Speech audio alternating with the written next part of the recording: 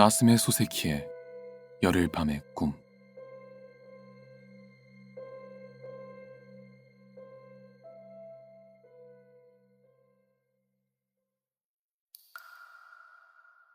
첫째 날 밤, 이런 꿈을 꾸었다. 팔짱을 끼고 베갯머리에 앉아 있는데 똑바로 누워있던 여자가 차분한 목소리로 이제 곧 죽을 거예요 라고 말했다. 여자는 긴 머리채를 베개에 들이우고 윤곽이 고운 계란형 얼굴을 그 안에 누이고 있다. 새하얀 뺨 밑에는 따스한 혈색이 돌고 입술은 빨갰다. 아무리 봐도 죽을 사람으로는 보이지 않았다. 하지만 여자는 차분하게 이제 곧 죽을 거예요 라고 분명히 말했다. 나도 이러다가는 정말 죽겠구나 생각했다. 그래서 그래? 정말 죽는 거야? 하고 위에서 얼굴을 내려다보며 물었다. 죽고 말고요 라고 대답하면서 여자는 눈을 번쩍 떴다. 촉촉하게 젖은 큰 눈이었는데 긴 속눈썹에 쌓인 눈망울 전체가 새까맸다. 그 새까만 눈동자 속에 나의 모습이 또렷하게 비쳤다. 나는 투명하리만큼 깊어 보이는 그 까만 눈동자의 윤기를 바라보며 이러면서도 죽는다는 건가 싶었다. 그래서 베개 가까이에 입을 갖다 대고 간절하게 죽는 거 아니지? 안 죽는 거지? 하고 또다시 물었다. 그러자 여자는 감기는 까만 눈을 크게 뜨며 여전히 차분하게 하지만 죽는 걸요. 어쩔 수 없어요. 라고 대답했다. 그럼 내 얼굴이 보여? 하고 일심으로 묻자. 보이냐뇨. 자, 봐요. 내 눈에 비치고 있잖아요. 하며 방긋 웃어 보였다. 나는 잠자코 베개에서 얼굴을 떼었다. 팔짱을 끼면서 정녕 죽어야만 한단 말인가? 생각했다. 잠시 후 여자가 또 이런 말을 했다. 내가 죽으면 묻어주세요. 커다란 진주조개로 구덩이를 파고 하늘에서 떨어진 별의 파편을 묘표로 놔주세요. 그리고 무덤 옆에서 기다려줘요. 다시 만나러 올 테니까. 나는 언제 만나러 오느냐고 물었다. 해가 뜨죠. 그러다가 해가 지죠. 그러다가 또 뜨죠. 그리고 지죠. 붉은 태양이 동쪽에서 서쪽으로 또다시 동쪽에서 서쪽으로 기울어지다 보면 당신 기다릴 수 있겠어요? 나는 말없이 끄덕였다. 여자는 차분하던 목소리를 한층 높여 100년만 기다려주세요. 하고 단호하게 말했다. 100년 동안 내 무덤 옆에 앉아서 기다려줘요. 꼭 만나러 올 테니까. 나는 마냥 기다리고 있겠다고 대답했다. 그러자 까만 눈동자 속에 또렷하게 떠있던 내 모습이 흐트러졌다. 잔잔하던 수면이 흔들리며 비치던 그림자를 흐트러뜨리듯이 흘러내리는가 싶더니 여자의 눈이 꼭 감겼다. 긴 속눈썹 사이로 나온 눈물이 뺨으로 흘러내렸다. 정말 죽어버린 것이다. 나는 뜰로 내려가 진주조개로 구덩이를 팠다. 커다란 진주조개의 가장자리는 매끄러우면서도 예리했다. 흙을 퍼올릴 때마다 조개 뒷면에 달빛이 반사되어 반짝였다. 축축한 흙냄새도 났다. 한참 뒤 구덩이가 생겼다. 여자를 그 안에 넣었다. 그리고 부드러운 흙을 위에서 조심조심 퍼넣었다. 퍼넣을 때마다 진주족의 뒷면에 달빛이 빛났다.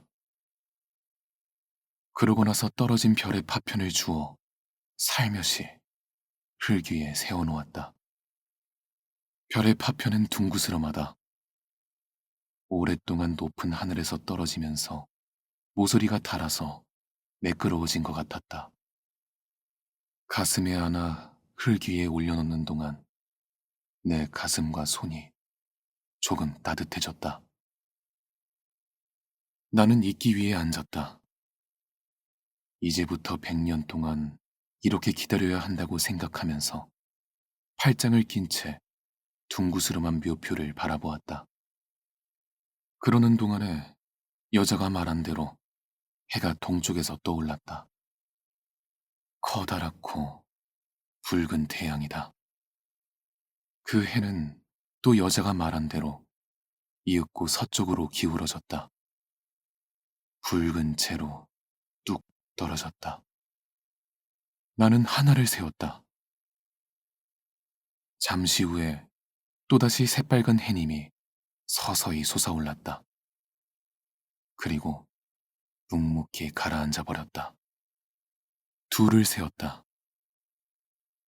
이렇게 하나, 둘 세어가는 동안에 나는 붉은 태양을 얼마나 많이 봤는지 모른다. 아무리 세어도 다 셀 수 없을 만큼 붉은 태양이 머리 위로 휙휙 지나갔다. 그래도 아직 100년이 되지 않았다. 끝내는 이끼가 낀 둥그스름한 묘표를 바라보며 여자한테 속은 건 아닐까 의심했다.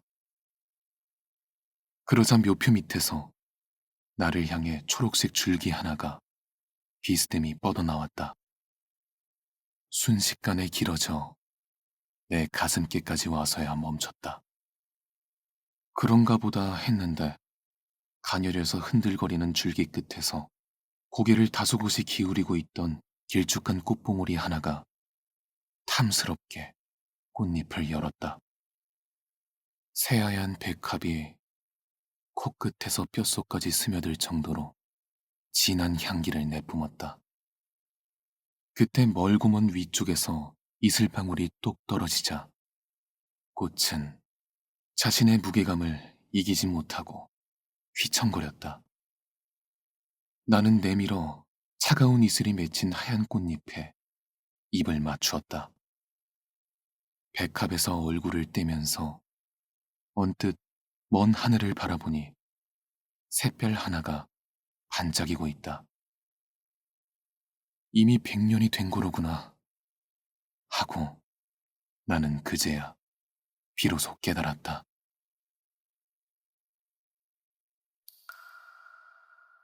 둘째 날 밤, 이런 꿈을 꾸었다. 스님 방에서 나와 복도를 따라 내 방으로 돌아오니 사방등이 희미하게 켜져 있었다. 방석 위에 한쪽 무릎을 꿇고 심지를 돋우자 등화가 빨간 오치를 한 받침대 위로 떨어졌다. 동시에 방이 확 환해졌다. 맹장지 문에 그려진 것은 요사부손의 그림이다. 버드나무를 농담기법과 원근기법으로 검게 그렸는데 초라해 보이는 어부가 삿갓을 비스듬히 쓰고서 방주기를 지나가고 있다. 도코노마에는 해중문수 그림의 족자가 걸려있다. 어두운 구석에서 타다 남은 향내가 아직도 난다. 절이 넓어 괴괴해하니 인기척이 없다. 검은 천장에 비치는 둥근 사방등의 동그란 그림자가 올려다본 순간 살아있는 것처럼 움직였다. 한쪽 무릎을 세운 채 왼손으로 방석을 들고 오른손을 찔러 넣어보자 짐작했던 곳에 잘 있었다. 안심하고 방석을 원래대로 펴놓고는 그 위에 떡하니 앉았다. 너는 무사다. 무사라면 깨닫지 못할 리가 없겠지. 하고 스님이 비아냥거렸었다. 앉아있기만 하고 아직도 깨닫지 못하는 걸 보니 넌 무사가 아닌 모양이구나. 라고도 했다. 인간 쓰레기다. 라는 말도 했다. 호호, 성이 났구만. 하고 웃었다. 분하면 깨달았다는 증거를 가져오라며 고개를 휙 돌렸다. 어디 두고 보자. 이웃에 있는 넓은 방에 도코노마에 놔둔 탁상시계가 다음 시각을 알릴 때까진 기어이 깨닫고 말겠다. 깨닫고 나서 오늘 밤 다시 입실하자. 그리하여 스님의 모가지와 나의 깨달음을 맞바꾸자. 깨닫지 못하면 스님의 목숨은 못 뱉는다. 어떻게 해서든 깨달아야만 한다. 나는 무사다. 만약 깨닫지 못하면 자살하겠다. 무사가 모욕까지 당하고서야 살 수 없지. 깨끗이 죽어버리자. 이렇게 생각했을 때 내 손은 또 무심히 방석 밑으로 들어갔다. 그리고 주황색 칼집에 든 단도를 꺼냈다. 칼자루를 불끈 쥐고서 칼집을 빼서 저쪽으로 던지자 차디찬 칼날이 단번에 어두운 방 안에서 빛을 뿜었다. 굉장한 기운이 손끝에서 스르르 빠져나가는 듯했다. 그리하여 그 기운이 모조리 칼끝에 모아져 살기를 띈다. 이 예리한 칼이 원통하게도 바늘기만큼 줄어들어 한자짜리 비수 끝에서 마지못한 양 뾰족하게 나를 세우자 나는 당장이라도 찔러보고 싶어졌다. 온몸의 피가 오른손 손목으로 흘러가 쥐고 있던 칼자루가 끈적끈적해졌다. 입술이 떨렸다. 단도를 도로 칼집에 꽂아 오른쪽 옆에 놔둔 뒤 가부좌를 들었다. 조주가 말하길 무라고 했다.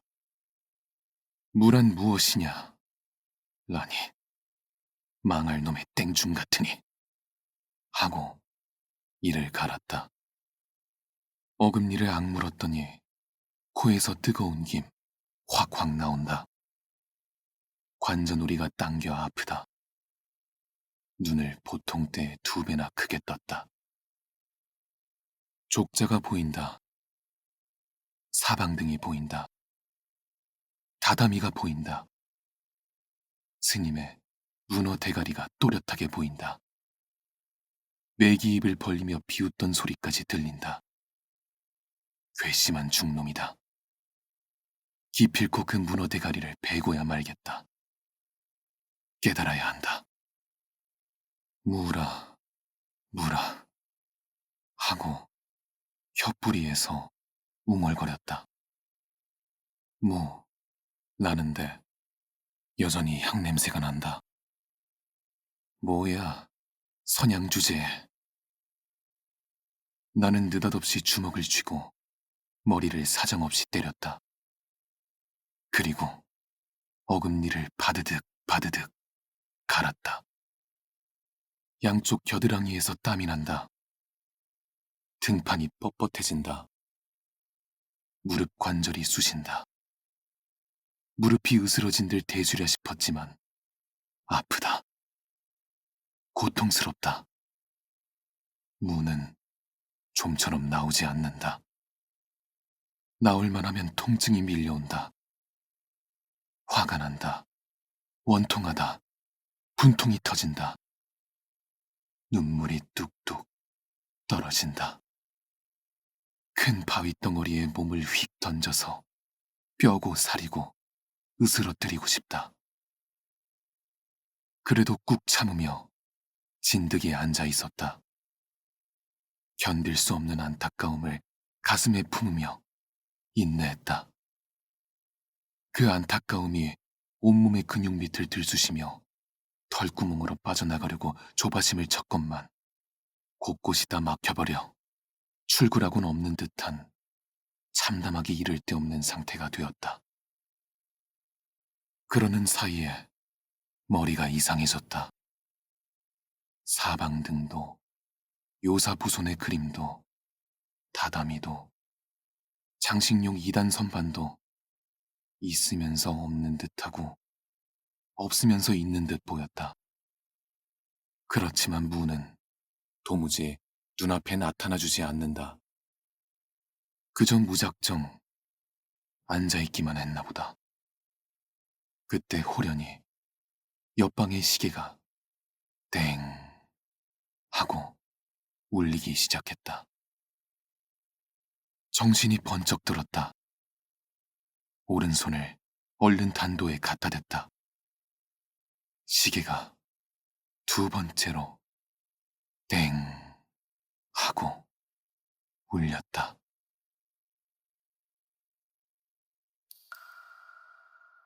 셋째 날 밤, 이런 꿈을 꾸었다. 6살짜리 아이를 업고 있다. 분명히 내 자식이다. 다만 이상한 일은 어느샌가 눈이 먼 파란색 피부에 까까머리 요괴가 되어 있다. 내가 네 눈은 언제 그렇게 멀었느냐고 묻자 뭐, 옛날부터 그랬지. 라고 대답한다. 목소리는 에임이 분명한데 말투는 꼭 어른 같다. 게다가 맘먹으려고 한다. 길 양옆은 푸른 논이다. 논두렁길이 좁다. 때때로 백로의 그림자가 어둠 속에 어른거린다. 논두렁길로 접어들었구먼. 하고 등 뒤에서 말했다. 어떻게 알았지? 하고 고개를 돌려 묻자 백로가 울잖아. 라고 대답했다. 그러자 정말이지 백로가 2번 정도 울었다. 내 자식이지만 좀 무서워졌다. 이런 놈을 업고 가다간 앞으로 무슨 일을 당할지 몰랐다. 어디 버릴 만한 데는 없을까 하고 저 앞을 보니 어둠 속에 커다란 숲이 보였다. 저기가 좋겠다고 생각한 순간 등 뒤에서 웃는 소리가 들렸다. 왜 웃는데? 아이는 대답하지 않았다. 다만 아버지, 무거워? 하고 물었다. 무겁진 않아. 라고 하자 곧 무거워질걸. 이라고 말했다. 나는 묵묵히 숲을 목표로 걸어갔다. 논길이 불규칙하게 구불구불 나 있어 좀처럼 생각만큼 나아가지 못했다. 한참을 가자 2갈래길이 나왔다. 나는 갈림길에 서서 잠시 숨을 골랐다. 돌이 서 있을 텐데. 하고 꼬맹이가 말했다. 과연 사방 20cm가 넘는 표지석이 허리 높이로 서 있었다. 표면에는 왼쪽 히가쿠보, 오른쪽 호타하라 라고 씌어 있었다.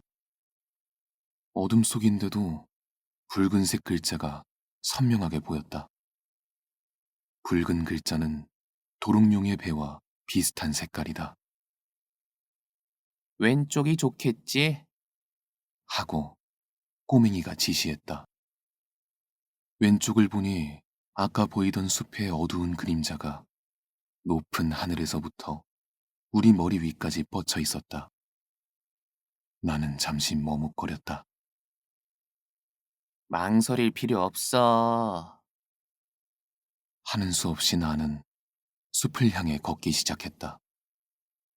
속으로는 눈도 먼 주제에 용케도 잘 안 해 하는 생각을 하면서 외길을 걸어 숲 가까이 다가가는데 등 뒤에서 아무래도 장님은 눈이 안 보여서 불편해. 라고 말했다. 그래서 업어주는 거잖아.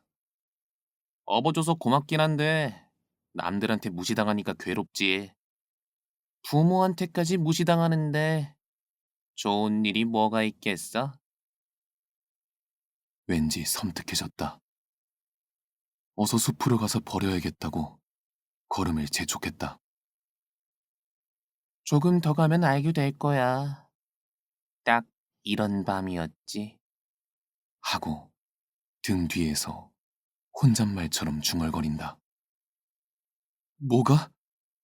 하고 절박한 목소리로 물었다. 뭐가? 라니. 알고 있잖아. 꼬맹이는 비웃듯이 대답했다. 그러자 어쩐지 알고 있는 듯한 기분이 들었다. 하지만 자세히는 몰랐다. 다만 이런 밤이었던 것처럼 생각된다. 그리고 좀 더 가면 알 것만 같다. 그리 되면 큰일이니 그 전에 빨리 버리고 마음을 놓고 싶었다. 나는 종종 걸음을 쳤다. 비는 아까부터 내리고 있다. 길은 점점 어두워진다. 정신없이 가고 있다. 그저 꼬맹이 하나가 등에 달라붙어 있고 그 꼬맹이는 내 과거, 현재, 미래를 낱낱이 비춰 남김없이 보여주는 거울처럼 반사하고 있다. 심지어 이 꼬맹이는 내 자식이다. 그런데다 눈이 멀었다. 나는 견딜 수 없었다. 조기야, 조기. 바로 저 삼나무 밑동 있는데. 빗속에서 꼬맹이의 목소리가 똑똑히 들려왔다. 내 발길이 저절로 멈췄다. 어느샌가 숲속에 들어서 있었다. 2미터가량 앞에 있는 검은 물체는 꼬맹이의 말대로 분명히 삼나무였다. 아버지, 그 삼나무 아래였지? 그래. 나도 모르게 대답이 튀어나왔다. 1808년 용띠해였지? 그러고 보니 1808년 용띠해였다는 생각이 든다. 네가 나를 죽인 건 지금부터 꼭 100년 전이었지? 이 말을 듣자마자 나는 지금부터 100년 전인 1808년 용띠해에 이런 칠흑 같은 밤에 이 삼나무 밑에서 맹인 하나를 죽였다는 자각이 벼랑간 머릿속에서 일었다. 내가 살인자였다는 사실을 처음으로 깨닫는 순간 등에 업힌 꼬맹이가 갑자기 돌지장보살처럼 무거워졌다.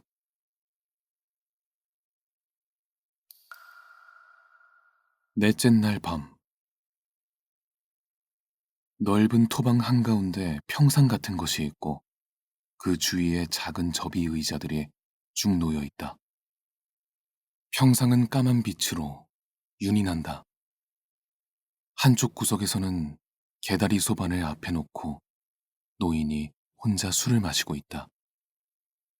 안주는 조림 종류인 듯하다. 노인은 술 기운이 돌아 불쾌해져 있다. 게다가 얼굴은 반들반들하니 주름이라고는 찾아볼 수가 없다. 다만 하얀 수염이 자랄 대로 자라 나이가 많다는 사실만은 알 수 있었다.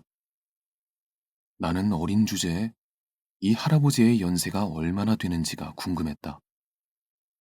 그러던 차에 뒷곁에 물을 끌어오는 홈통에서 남은 물통에다 물을 받아온 주모가 앞치마로 손을 닦으면서 물었다. 할아버지는 연세가 어떻게 되세요? 노인은 한 입에 가득했던 안주를 씹어 삼키고 나서 몇 살인지 잊어버렸어. 라고 시치미를 뗐다. 주모는 닦은 손을 폭이 좁은 오비 사이에 찔러놓고는 옆에서 노인의 얼굴을 보며 서 있다. 노인은 사발 같은 큰 그릇에다 술을 부어 단숨에 들이켜더니 하얀 수염 사이로 긴 숨을 휴 하고 내쉰다. 그러자 주모가 물었다. 할아버지 댁은 어디세요? 노인은 긴 숨을 내쉬다 말고 대답했다. 배꼽 속이야.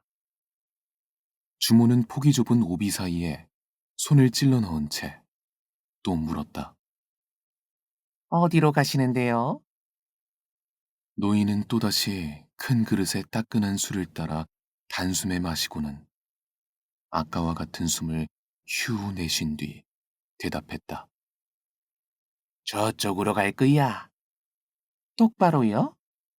하고 주모가 되물었을 때 휴 하고 노인이 내쉰 숨이 장진문을 통과하여 버드나무 아래를 지나 강가까지 쭉 뻗어갔다. 노인이 바깥으로 나간다. 나도 따라 나갔다. 노인의 허리에는 작은 호리병이 대롱거리고 어깨에서 겨드랑이 밑으로는 네모난 상자가 늘어뜨려져 있다. 엷은 청록색 모무이키에 엷은 청록색 소대나시를 입고 있다. 버섯만은 노랗다. 가죽으로 만든 것처럼 보였다. 노인은 버드나무 아래까지 앞만 보고 갔다. 버드나무 아래에는 아이들이 서너 명 놀고 있었다. 노인은 미소를 지으며 허리춤에서 청록색 수건을 빼냈다. 그 수건을 종이 노끈처럼 비비 꼬아 땅바닥 한가운데에 놓았다. 그러고는 수건 주위에 커다랗게 둥근 원을 그렸다. 마지막으로 어깨에 맨 상자에서 놋쇠로 만든 엿장수 피리를 꺼냈다. 이제 곧 이 수건이 뱀이 될 테니 잘 보거라. 잘 봐. 하고 되풀이해서 말했다. 아이들은 뚫어져라 수건을 응시했다. 나도 주시했다. 잘 보거라. 잘 봐. 눈을 떼지 말고. 노인은 피리를 불며 원 위를 빙글빙글 돌기 시작했다. 나는 수건만 보고 있었다. 하지만 수건은 미동도 하지 않았다. 노인은 피리를 삘릴리 삘릴리 불었다. 그리고 원 위를 몇 바퀴나 돌았다. 수건이 밟힐세라 집신 신은 발을 까치발로 살금살금 걸었다.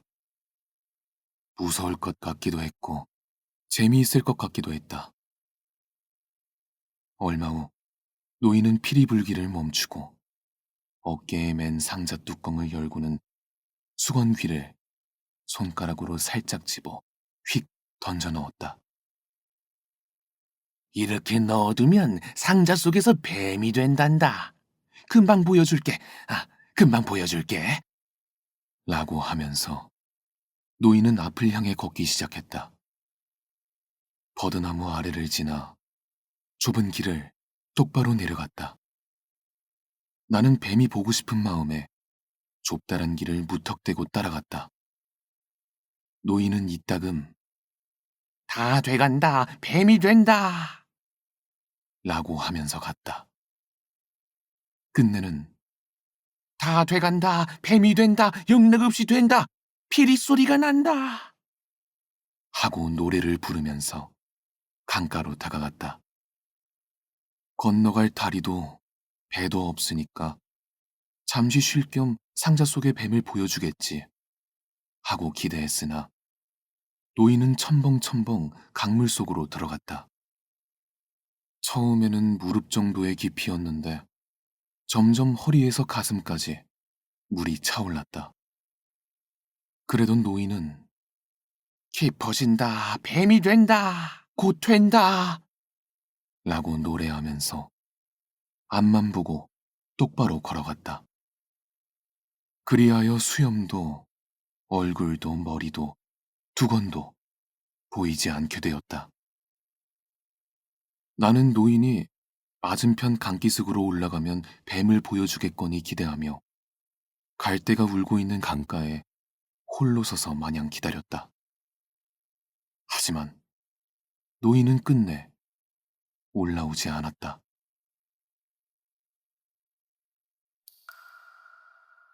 다섯째 날 밤, 이런 꿈을 꾸었다. 아주 오랜 옛날, 아무래도 신화시대에 가까운 옛날인 것 같은데 나는 전쟁터에서 운 나쁘게도 포로가 되는 바람에 적장 앞으로 끌려나갔다. 그 당시 사람들은 모두 키가 컸다. 그리고 모두가 수염을 길게 기르고 있었다. 가죽 허리띠를 차고 그 허리띠에 봉 같은 긴 칼을 늘어뜨리고 있었다. 활은 굵은 등나무 줄기를 그대로 쓰는 모양이었다. 오칠도 하지 않았고 매끈하게 다듬지도 않았다. 아주 소박한 것이었다.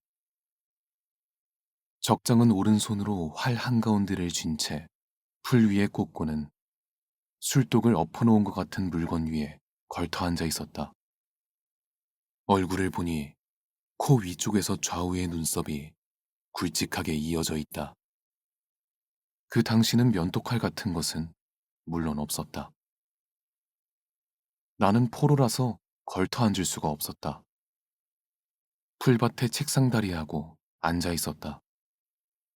이 당시에는 목이 긴 집신을 신었다. 일어서면 무릎까지 왔다. 끝부분은 짚을 남겨 술처럼 늘어뜨려서 걸으면 팔락팔락 날려 장식이 되었다. 대장은 화톳불로 내 얼굴을 보면서 죽기를 원하는지 살기를 원하는지 물었다. 이것은 그 당시의 관습이어서 포로한테는 누구나 일단 그렇게 물어보았다. 살고 싶다고 대답하면 항복한다는 뜻이고 죽겠다고 하면 굴복하지 않겠다는 뜻이 된다. 나는 한마디로 죽겠다고 대답했다. 대장은 풀숲에 꽂아두었던 활을 휙 내던지더니 허리에 찬 막대기 같은 칼을 뽑으려고 했다. 그때 바람에 나부끼던 화톳불길이 내 쪽으로 휙 몰아쳤다. 나는 단풍잎처럼 쫙 편 오른 손바닥을 적장의 눈높이까지 치켜들었다. 잠깐 기다려달라는 신호였다. 적장은 두툼한 칼을 도로 칼집에 찰칵 꽂았다. 그 당시에도 사랑은 있었다. 나는 죽기 전에 마음에 둔 여자를 한번 만나보고 싶다고 했다. 적장은 날이 밝아 첫 닭이 울 때까지라면 기다려주겠노라고 했다. 첫 닭이 울 때까지 여자를 이곳으로 불러와야 한다. 첫 닭이 울어도 여자가 안 오면 나는 만나지 못한 채 죽어야 한다. 대장은 걸터 앉아 화톳불을 바라보고 있었다. 나는 커다란 집신을 신은 발로 과부자를 튼 채 풀밭에 앉아 여자를 기다렸다. 밤은 점점 깊어갔다. 때때로 화톳불 무너지는 소리가 났다. 무너질 때마다 갈피를 못 잡듯이 불길이 적장 쪽으로 쏠렸다. 새카만 눈썹 아래로 적장의 눈빛이 번쩍거렸다. 그러자 누군가가 와서 새로 나뭇가지를 잔뜩 불 속에 던져놓고 갔다. 잠시 후 불꽃이 탁탁 튀었다. 어둠 속을 튕겨내는 듯한 박력 있는 소리였다. 그 무렵 여자는 뒤뜰 졸참나무에 메어두었던 백마를 끌어냈다. 갈기를 3번 쓰다듬고는 높다란 등에 훌쩍 뛰어 올라탔다. 안장도 등자도 없는 남아였다. 길고 흰 다리로 옆구리를 찾아 말은 쏜살같이 달리기 시작했다.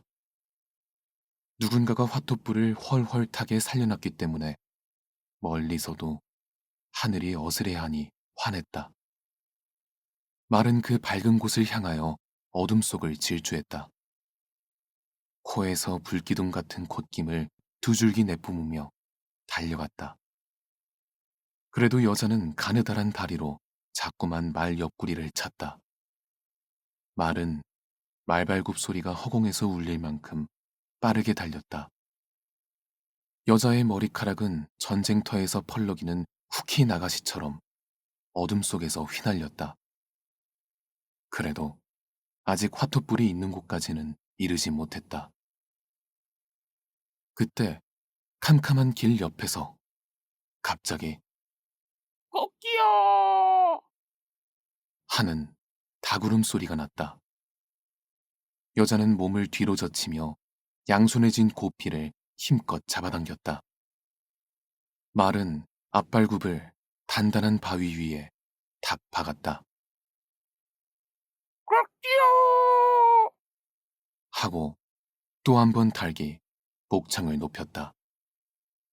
여자는 하고 외치며 잡아당겼던 고삐를 단번에 늦추었다. 말의 두 무릎이 꺾였다. 타고 있던 사람과 함께 앞으로 팍 꼬꾸라졌다. 바위 아래는 깊은 못이었다.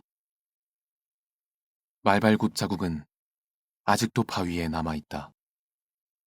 달기 우는 흉내를 낸 것은 마귀였다. 그 말발굽 자국이 바위에 남아있는 한, 마귀는 나의 원수다.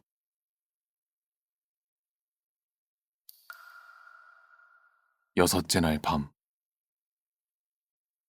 운케이가 호국사 산문에서 인왕상을 새기고 있다는 소문을 듣고 산책 삼아 가보니 나보다도 먼저 온 사람들로 이미 북새통을 이뤄 이러니 저러니 평을 늘어놓고 있었다. 산문에서 10여 미터 떨어진 곳에는 커다란 적송이 있는데 그 적송 줄기가 산문의 용마루를 비스듬히 가리며 먼 창공까지 뻗어나 있다. 소나무의 초록과 오칠한 문의 주황색이 조화를 이루어 운치가 있었다. 더군다나 소나무의 위치도 좋았다. 산문의 왼쪽 끝을 눈에 거슬리지 않게 슬쩍 가리고 위로 올라갈수록 지붕 위로 폭넓게 가지를 뻗은 것이 고풍스러워 보였다. 가마쿠라 시대인 것 같기도 하다.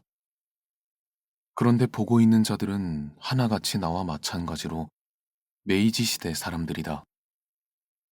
그 중에서도 인력거꾼이 제일 많았다. 손님을 기다리다가 지루해져서 구경하고 있는 모양이었다. 우와, 정말 크다. 인간을 만드는 것보다 훨씬 힘들겠는걸? 그런 소리가 들리는가 하면 인왕상이네. 아직도 인왕상을 만드는 사람이 있나? 아유, 난 또 인왕상은 다 옛날에 만든 것만 있는 줄 알았지. 라고 곁다리 드는 남자도 있다. 정말로 힘세 보이죠. 무슨 소리냐 하면 말이죠.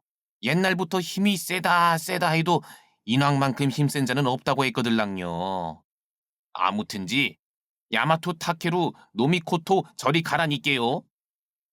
하고 말을 걸어오는 남자도 있다. 이 남자는 모자도 안 쓰고 기모노 밑자락을 걷어올려 허리춤에 끼고 있었다. 꽤나 무식한 사람 같았다. 운케이는 구경꾼들의 평판에는 아랑곳하지 않고 끌과 망치를 움직였다. 아예 뒤도 돌아보지 않는다. 높은 곳에 올라서서 인왕의 얼굴 언저리를 깎아내고 또 깎아냈다. 운케이는 머리에 작은 삼각 망건을 쓰고 스오인지 뭔지 알 수 없는 옷의 넓은 소매자락을 등 뒤로 돌려 묶어놓았다. 그 모습이 잠옷 예스럽다.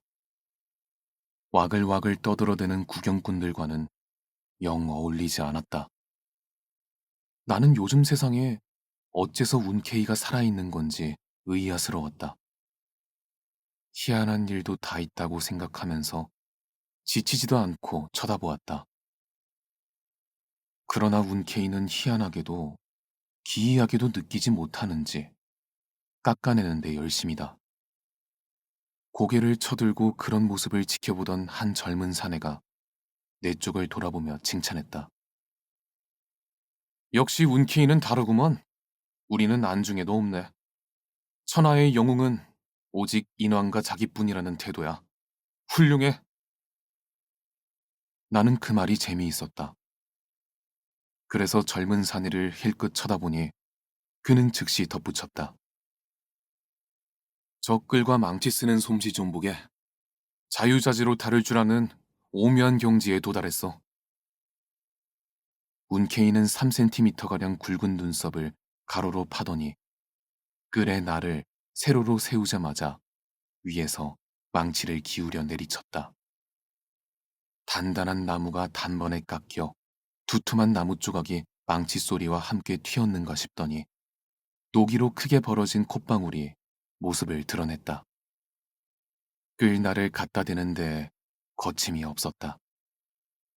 그러면서도 털끝만큼도 제 솜씨를 의심치 않는 듯했다.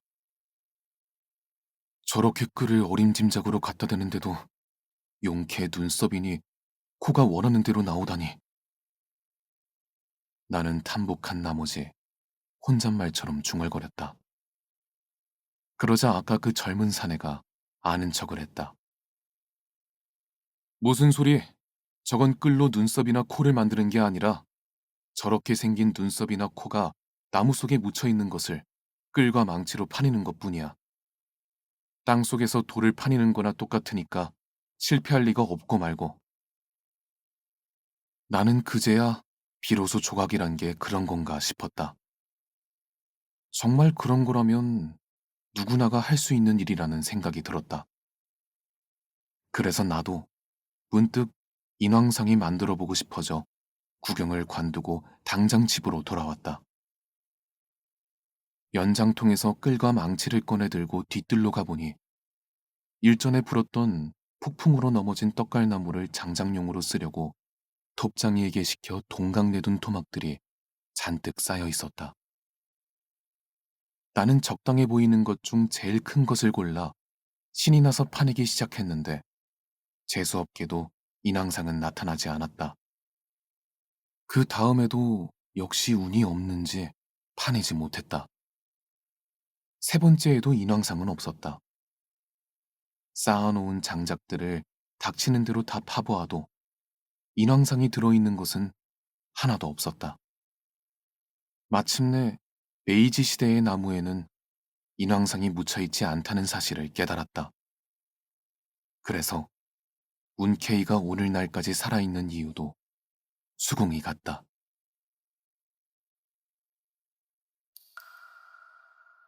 일곱째 날 밤, 큰 배를 타고 있는 것 같았다. 이 배가 매일 밤낮으로 조금도 쉬지 않고 검은 연기를 내뿜으면서 물결을 가르며 나아간다. 귀청이 터질 듯한 소리가 난다. 하지만 어디로 가는지는 모른다. 다만 물결 저 밑에서부터 시뻘겋게 단 부젓가락 같은 태양이 솟아오른다. 그게 높은 돛대 꼭대기까지 올라가 잠시 걸려있는가 싶더니 어느샌가 큰 배를 앞질러 가버린다. 그러고는 마침내 시뻘겋게 단 부젓가락처럼 치익하는 소리를 내면서 또다시 물결 밑으로 서서히 가라앉는다. 그때마다 푸른 파도가 저 멀리서 암홍색으로 끌어올랐다. 그러면 배는 굉음을 내며 그 뒤를 쫓아간다. 하지만 결코 따라잡지는 못했다. 어느 날 나는 뱃사람을 붙들고 물어보았다. 이 배는 서쪽으로 가는 겁니까? 뱃사람은 무슨 소리를 하느냐는 표정으로 잠시 나를 쳐다보더니 되물었다. 왜요? 지는 해를 쫓아가는 것 같으니까요. 뱃사람은 껄껄 웃었다. 그러고는 저쪽으로 가버렸다. 서쪽으로 지는 해의 종착역은 동쪽이냐, 그게 사실이냐? 동쪽에서 뜨는 해의 고향은 서쪽이냐, 그것도 사실이냐?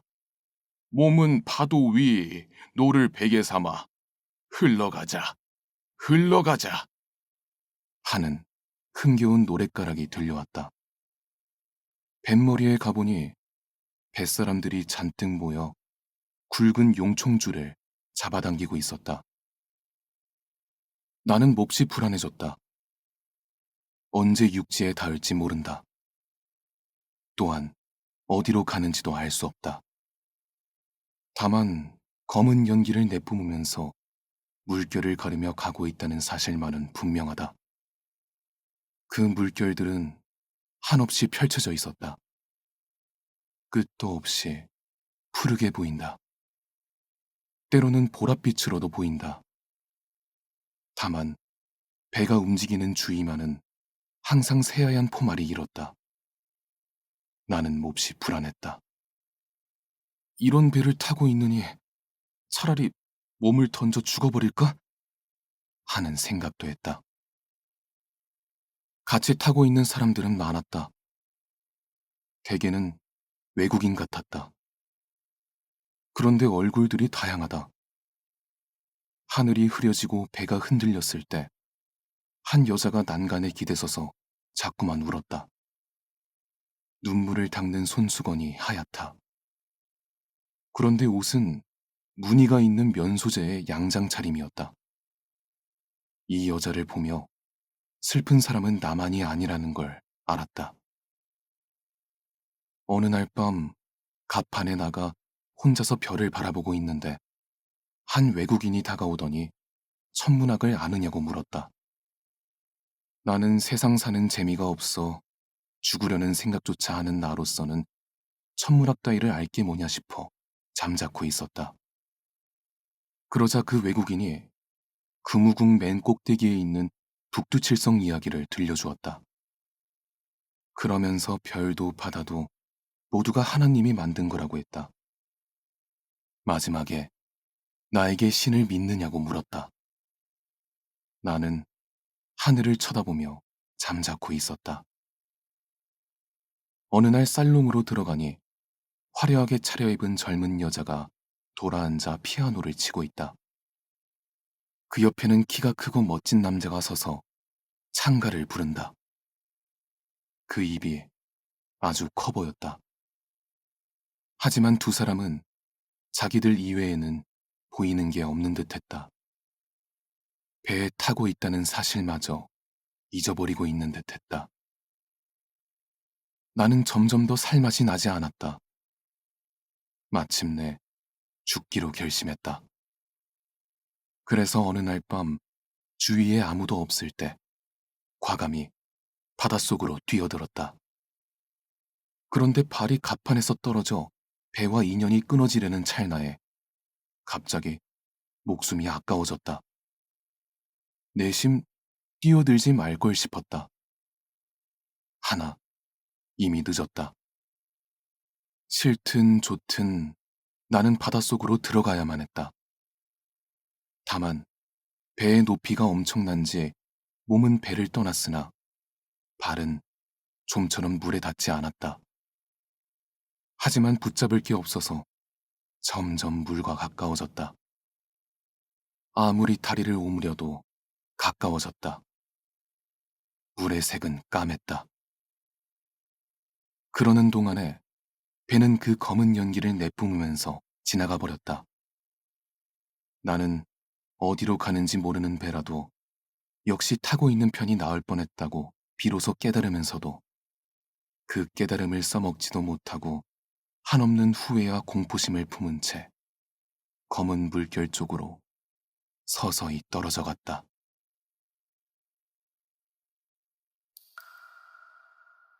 여덟째 날 밤. 이발소의 문턱을 넘어서니 흰 가운을 입고 모여있던 서너 명이 한꺼번에 어서 오세요 하고 인사했다. 한가운데 서서 둘러보니 실내가 네모나다. 창문이 두 방향으로 나 있고 나머지 두 방향에는 거울이 걸려 있다. 거울 수를 세어보니 6개였다. 나는 그중 하나 앞으로 가서 앉았다.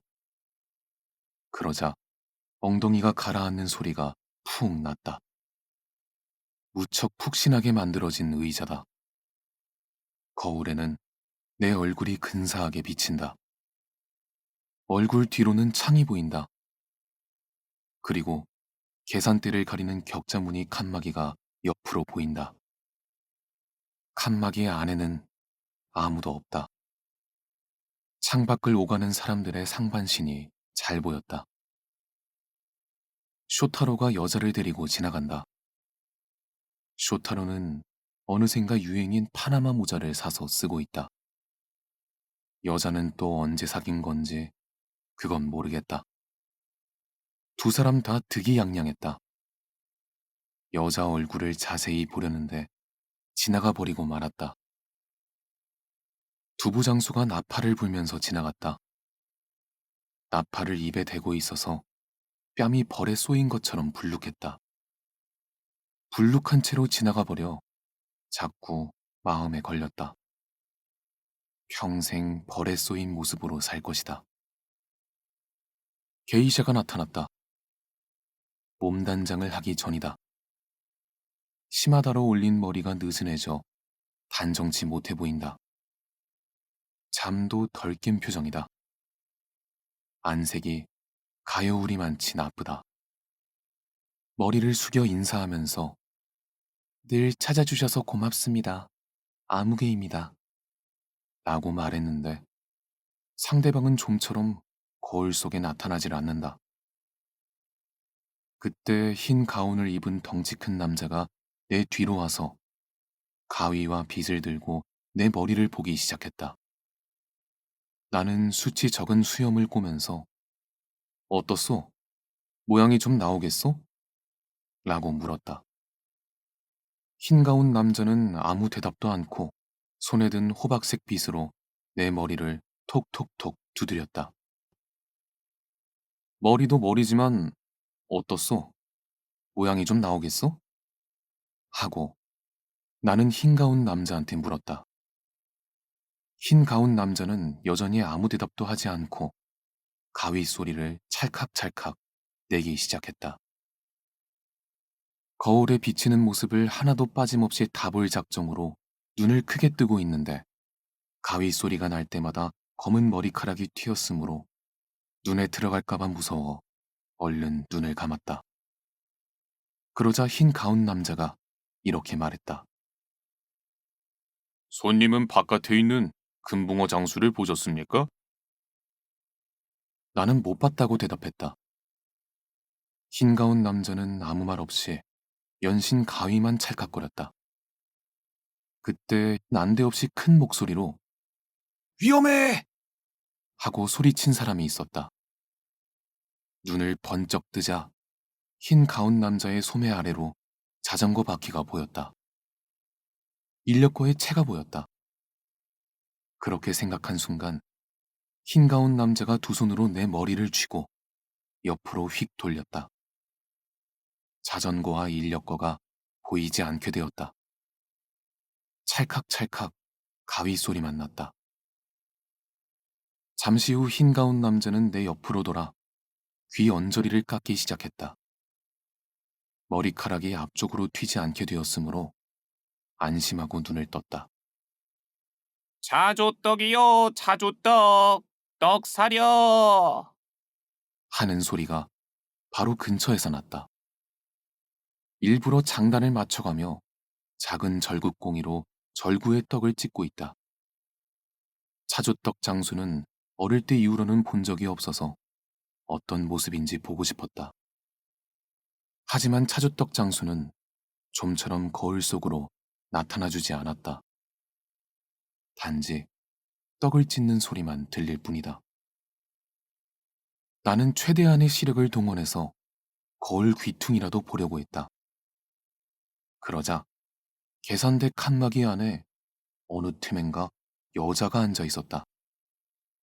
얼굴색이 가무잡잡하고 눈썹이 짙으며 몸집이 큰 여자로 이초가에시 머리에 검은 공단 기슬된 겹 기모노를 맨살에 입고서 한쪽 무릎을 세운 채 지폐를 세고 있다. 10엔짜리 지폐인 것 같다. 긴 속눈썹을 내리깐 여자는 얇은 입술을 다물고 열심히 지폐를 세는데 그 속도가 아주 빨랐다. 더구나 지폐의 수는 아무리 세어도 끝이 없었다.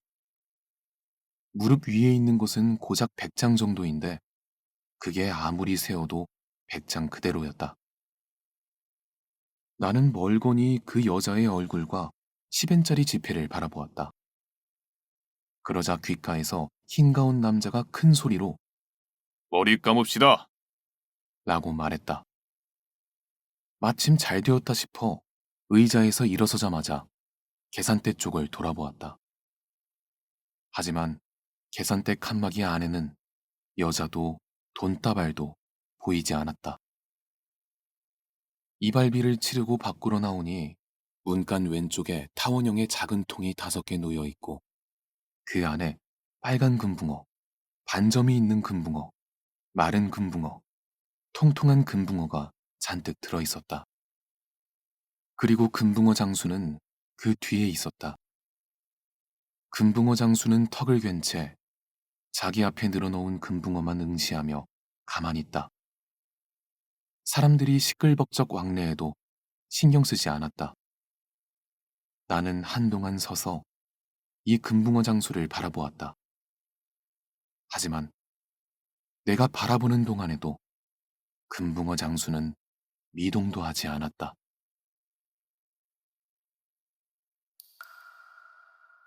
9째 날 밤. 세상이 왠지 어수선해지기 시작했다. 당장이라도 전쟁이 터질 것만 같은 분위기다. 불이 난 집에서 뛰쳐나온 나마가 밤낮 없이 집터 주위를 날뛰며 돌아다니고 그런 말들을 졸병들이 밤낮 없이 법석을 떨며 쫓아다니고 있는 듯하다. 그러면서도 집안은 쥐죽은 듯 조용하다. 어느 집에 젊은 어머니와 3살배기 아이가 있다. 아버지는 어디론지 가고 없다. 아버지가 어디론가 가버린 건 달이 뜨지 않은 날에 오밤중이었다. 이부자리에서 길을 떠나기 위해 집신을 신고 검은 두건을 쓰고 뒤쪽 부엌문으로 나갔다. 그때 어머니가 들고 있던 받침대가 긴 등롱 불빛이 어둠 속으로 가느다랗게 뻗어 울타리 바로 앞에 있는 노송 고목을 비추었다. 아버지는 그 후 돌아오지 않았다.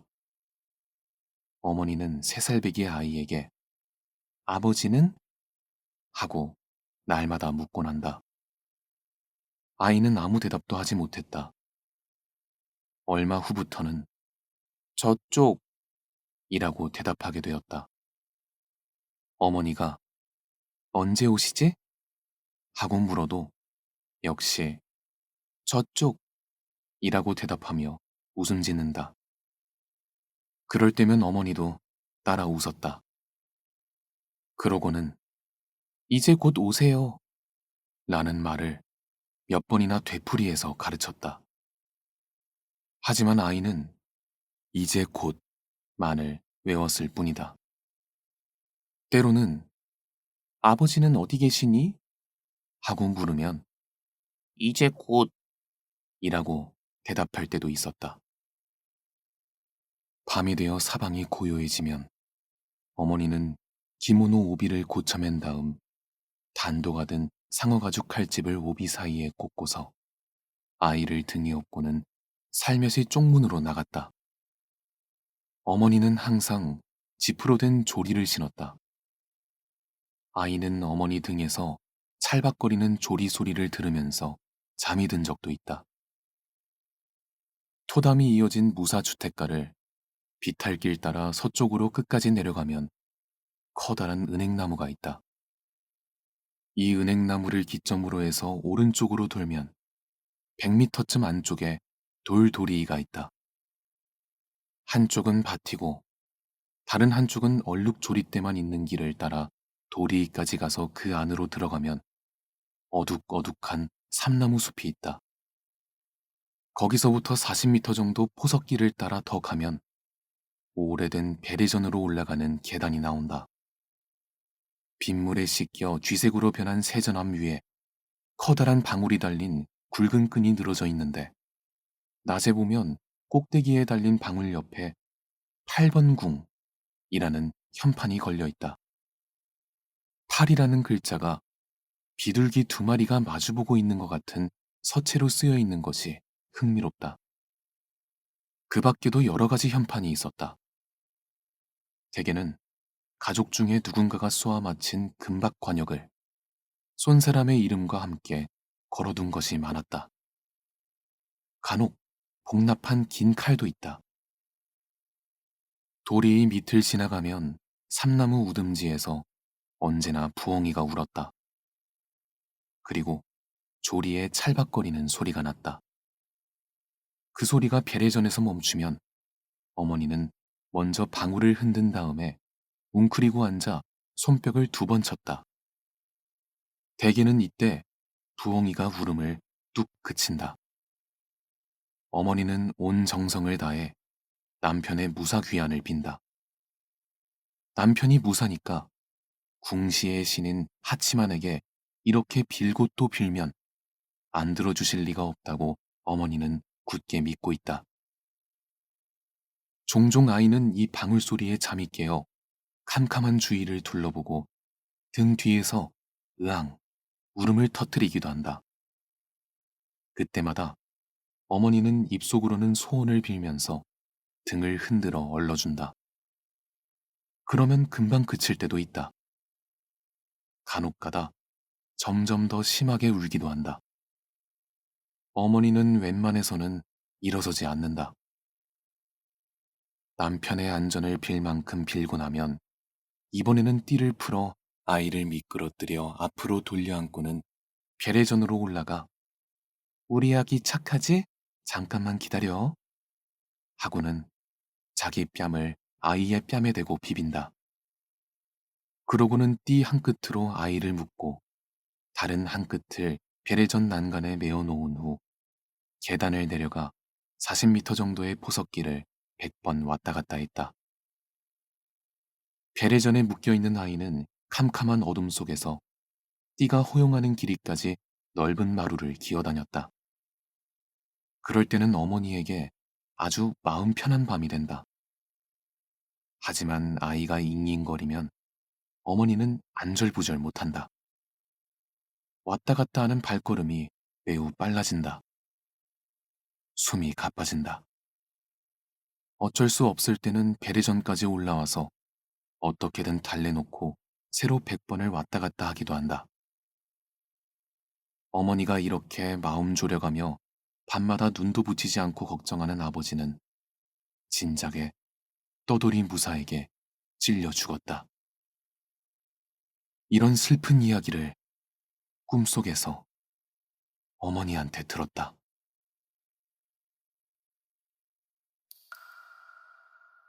열째 날 밤, 쇼타로가 여자를 따라 나섰다가 일주일째 되는 날 밤에 호련히 돌아와서는 갑자기 열이나 몸져 누웠다고 겐 씨가 알려주러 왔다. 쇼타로는 동네에서 제일 잘생긴 청년으로 매우 선량하고 정직한 사람이었다. 다만 도락이 하나 있다면 저녁 때마다 유행하던 파나마 모자를 쓰고 과일 가게 앞에 걸터 앉아 길 가는 여자들의 얼굴을 쳐다보는 것이었다. 그러면서 연신 감탄한다. 그 밖에는 이렇다 할 만하게 특이한 점이 없었다.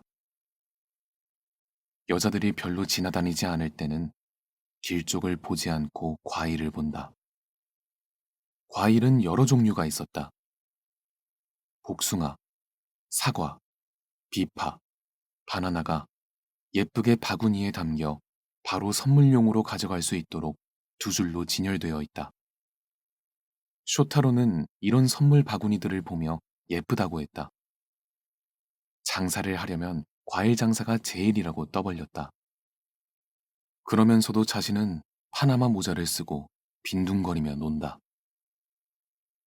이런 색깔이 좋다며 나스미칸 같은 것을 품평할 때도 있다. 하지만 돈을 내고 과일을 산 적은 한 번도 없다. 물론 공짜로도 먹지 않았다.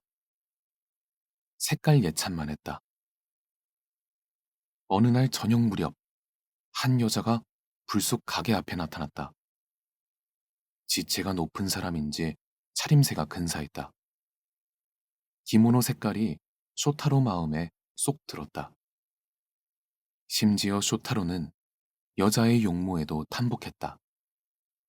그래서 아끼는 파나마 모자를 벗고 정중하게 인사했는데 여자는 제일 큰 과일 바구니를 가리키며 이걸로 주세요 라고 말해 쇼타로는 얼른 그 바구니를 집어주었다. 그러자 여자는 바구니를 잠깐 들어보더니 꽤 무겁네 라고 말했다. 쇼타로는 원래 시간이 남아도는 데다 아주 싹싹한 남자였으므로 그럼 댁까지 들여다 드리죠 라고 하여 여자와 함께 과일 가게를 나섰다. 그러고는 돌아오지 않았던 것이다. 아무리 시간이 남아도는 쇼타로라고 해도 이렇게 안 돌아올 리는 없다. 무슨 일이 생긴 게 분명하다고 친척들과 친구들이 법석을 떨고 있는데 일주일째 되는 날 밤에 호련히 돌아왔다. 그래서 모두 쇼타로를 둘러싸고 어딜 갔다 온 거야? 하고 묻자 쇼타로는 전차를 타고 산에 갔었어 라고 대답했다. 아무래도 보통 긴 전차가 아닌 모양이다. 쇼타로의 말에 따르면 전차에서 내리니 초원이 나왔다고 한다. 굉장히 너른 들판이어서 사방을 둘러봐도 파란 풀밖에 보이지 않았다. 여자와 함께 풀밭을 걸어갔는데 갑자기 절벽이 있는 데가 나왔다. 그때 여자가 쇼타로에게 여기서 뛰어내려 보세요 라고 말했다. 밑을 내려다보니 절벽은 보였으나 끝이 보이지 않았다. 쇼타로는 파나마 모자를 벗고 거듭 사양했다. 그러자 여자가 만일 용기를 내서 뛰어내리지 못하면 돼지에게 당할 텐데 그래도 괜찮겠어요? 라고 말했다. 쇼타로는 돼지와 구모의 문을 제일 싫어했다. 하지만 목숨과는 바꿀 수 없었으므로 역시 뛰어내리기를 주저하고 있었다. 그때 돼지 한 마리가 킁킁거리며 다가왔다. 쇼타로는 할 수 없이 갖고 있던 빌랑나무 지팡이로 돼지의 콧등을 쳤다. 돼지는 꿀! 하고 쓰러지더니 절벽 아래로 떨어졌다. 쇼타로가 휴! 하고 한숨 돌리는데 또 돼지 한 마리가 커다란 코를 쇼타로에게 문지르러 왔다. 쇼타로는 도리 없이 또 지팡이를 휘둘렀다. 돼지는 꿀! 소리를 내고는 거꾸로 굴러 떨어졌다. 그러자 또 한 마리가 나타났다. 문득 쇼타로가 맞은편을 보자 저 멀리 푸른 초원 끝에서부터 몇만 마리인지 셀 수도 없는 돼지들이 떼지어 일직선으로 벼랑 꼭대기에 서 있는 쇼타로를 향해 킁킁거리며 다가오고 있었다. 쇼타로는 가슴이 덜컥 내려앉았다. 하지만 어쩔 수가 없어 다가오는 돼지의 콧등을 하나하나 빌랑나무 지팡이로 탁탁 쳤다. 희한하게도 돼지들은 지팡이가 코에 닿기만 하면 골짜기 아래로 떨어졌다. 들여다보니 끝이 보이지 않는 절벽을 돼지들이 거꾸로 줄줄이 떨어지고 있다. 내가 이렇게 많은 돼지를 골짜기로 떨어뜨렸나? 하고 생각하니 쇼타로는 스스로가 무서워졌다. 하지만 돼지들은 오고 또 왔다. 검은 구름대에 다리가 달려 파란 풀을 헤치며 오듯이 무진장으로 킁킁거리며 몰려왔다. 쇼타로는 필사적으로 길을 쓰며 6밤, 7낮 동안을 돼지 콧등만 때렸다. 하지만 마침내 기력이 소진되어 손이 곤약처럼 후들거리자 결국은 돼지 코에 당하고 말았다. 그리하여 절벽 위에 쓰러졌다. 겐시는 쇼타로의 이야기를 여기까지 들려주고는 그러니까 너무 여자에게 관심 갖는 건 안 좋아 라고 말했다. 나도 맞는 말이라고 생각했다. 그러면서도 겐시는 쇼타로의 파나마 모자를 갖고 싶다고 말했다. 쇼타로는 살아나지 못하리라 파나마 모자는 겐시가 쓰게 될 것이다.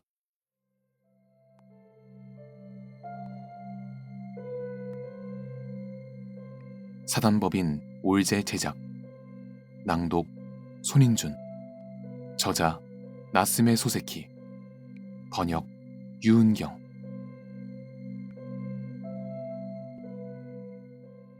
올제가 출시하는 모든 오디오북의 저작권은 올제에게 포함되어 있으며 무단으로 복제 및 배포를 금지합니다.